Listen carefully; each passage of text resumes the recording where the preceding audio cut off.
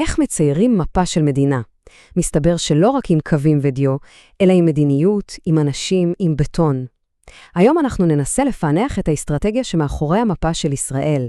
נראה איך החלטות שהתקבלו אי שם במסדרונות השלטון, הפכו ליישובים, לכבישים ולמציאות הדמוגרפית שכולנו מכירים. נתחיל משנות ה-50 הסוערות, נעבור דרך השינוי הדרמטי של 67 ונגיע עד שנות ה-80. וזאת בעצם שאלת המפתח. הרגע הזה, שבו הקמת יישוב חדש מפסיקה להיות רק, אתם יודעים, פתרון למצוקת דיור, והופכת להיות מהלך אסטרטגי על לוח שחמט לאומי. איך משתמשים בבתים כדי לקבוע גבולות, כדי לבסס שליטה בשטח, כדי לשנות מאזנים דמוגרפיים? האמת היא שבכל תקופה האתגר היה שונה לגמרי, וגם הפתרון ההתיישבותי שנולד כדי לענות עליו. אז הסיפור שלנו מתחיל בשנות ה-50. המדינה הצעירה עומדת בפני מבחן הישרדות כמעט בלתי אפשרי, מבחן דמוגרפי בסדר גודל מטורף. כדי להבין את המשמעות, חייבים לעצור רגע על המספר הזה. תנסו לדמיין מדינה שלמה, שכמעט בין לילה צריכה לקלוט עוד מדינה שלמה, בדיוק בגודלה. מאות אלפי עולים מגיעים מכל עבר, ניצולי שואה מאירופה ויהודים מארצות ערב, וכולם צריכים גג, עבודה, התחלה חדשה, וצריכים את כל זה כאילו אתמול. אז מה עושים? המדינה מאמצת תוכנית פעולה בשני שלבים. שלב ראשון הוא בעצם כיבוי שריפות, פתרון חירום, ושלב שני זה כבר בניית העתיד, פתרון אסטרטגי. בואו נפרק את זה. השלב הראשון והמיידי היה המעברות. אלה היו מחנות זמניים שהוקמו ממש בחופזה, עם תנאים קשים מנסו. אוהלים ובחונים, בוץ בחורף ואבק בקיץ, תשתיות מינימליות ותעסוקה שכמעט לא הייתה קיימת. זו הייתה מין עזרה ראשונה לאומית שנועדה פשוט לתת לאנשים מחסה בסיסי כלשהו. אבל, וזה אבל חשוב, כולם הבינו שהמעברות הן פלסטר, לא ניתוח. המטרה האמיתית הייתה הרבה יותר גדולה, לא רק לספק דיור, אלא להשתמש בדיור הזה כדי ליישב את אזורי הספר של המדינה, את הפריפריה. וכאן נכנס לתמונה השלב השני, ערי הפיתוח. וזה כבר, חברים, סיפור אחר לגמרי. זו לא הייתה סתם בנייה, זו הייתה אסטרטגיה עם שתי מטרות מאוד ברורות. הראשונה, פיזור אוכלוסין. הרעיון היה למנוע ממדינת ישראל להפוך פשוט למדינת תל אביב. והמטרה השנייה, שליטה אסטרטגית. כלומר, להציב אוכלוסייה אזרחית לאורך הגבולות הרגישים בגליל ובנגב, ובעצם ליצור עובדות בשטח. אז במבט לאחור, מה הציון הסופי של הפרויקט הענק הזה? הוא מורכב. מצד אחד, זו הייתה הצלחה אדירה. אלפי משפחות קיבלו בית, הפריפריה הוכלסה, ונוצרו מרכבי תעשייה חדשים. אבל מצד שני, המחיר היה כבד. בידוד חברתי וגיאוגרפי, מחסור בתעסוקה איכותית ובשירותים, ופערים כלכליים שחלקם, למען האמת, מלווים אותנו עד היום. טוב, בואו נקפוץ קדימה בזמן. יוני 1967.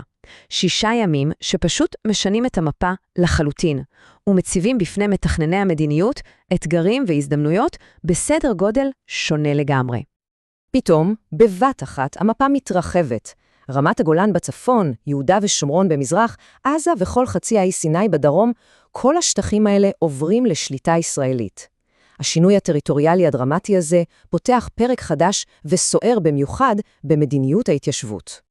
ופה הסיפור מתחיל להיות ממש מעניין, כי המדיניות החדשה לא עונה לכוח אחד, אלא משילוב עוצמתי.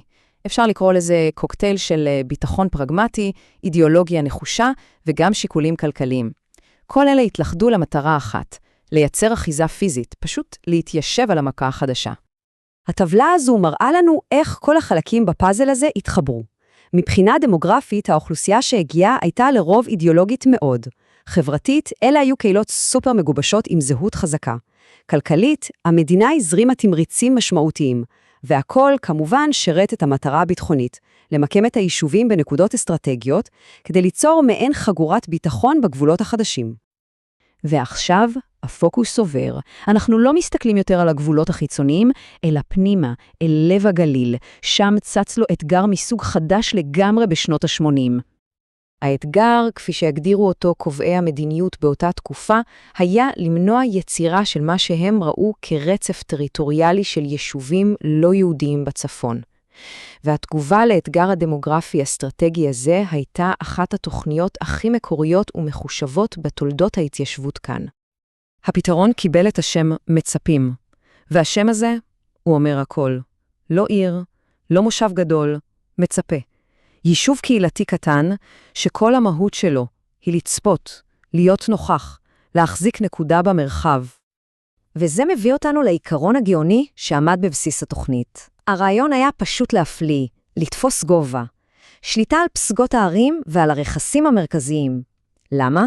כי מי שיושב על הפסגה שולט ויזואלית על כל העמקים והדרכים שפרוסים מתחתיו. אז איך זה נראה בשטח? אפשר לדמיין שורשרת פנינים שפרוסה על פני הנוף. המצפים פוזרו באופן מאוד מחושב, במרחקים של קילומטרים בודדים זה מזה. כל אחד מהם הוא נקודה קטנה, אבל ביחד הם ייצרו רשת של נוכחות יהודית ששברה את הרצפים הטריטוריאליים וביססה שליטה על האזורים החשובים אסטרטגית בגליל. אוקיי, אז אחרי שעברנו בין 3 תקופות כל כך שונות עם אתגרים כל כך שונים, אפשר להתחיל לזהות את ה-DNA, את ספר החוקים הלא כתוב של מדיניות ההתיישבות הישראלית. השקף הזה בעצם מסכם את הכל בצורה מצוינת. אלו הם העקרונות שחוזרים על עצמם בתחפושות שונות.